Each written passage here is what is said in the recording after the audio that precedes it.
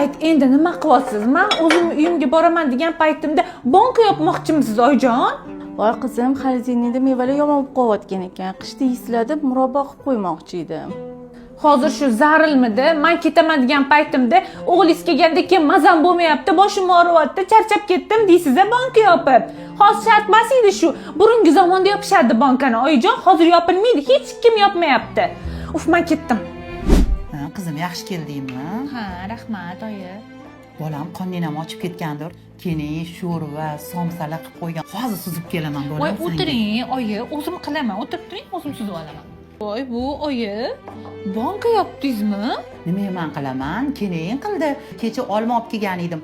Ertalab voqli turib olmadan 2 xil vareniya qilib qo'yibdi. Baraka topsin. Voy, og'ir oyoqsiz. Qilmang dedim men, qancha gapirdim. Bugun dam oling deb onalarnikiga jo'natib yubordim. Qara, chaqqonligini kelindan buyurganda menga, baraka topsin, Hamma kelinlar qaynonasini duosini olayotgan paytda men qaynonamning dillarini otib chiqdim. Oyi, bitta joyga borishim kerak edi. Bu yoqqa shoshilib kelyapman deb. Keyin borlarda o'tirib yotib ketarman, xo'p oyi. Mayli, oyi, yaxshi o'tiring. Chiqmang kuzatgan, shoshilyapman.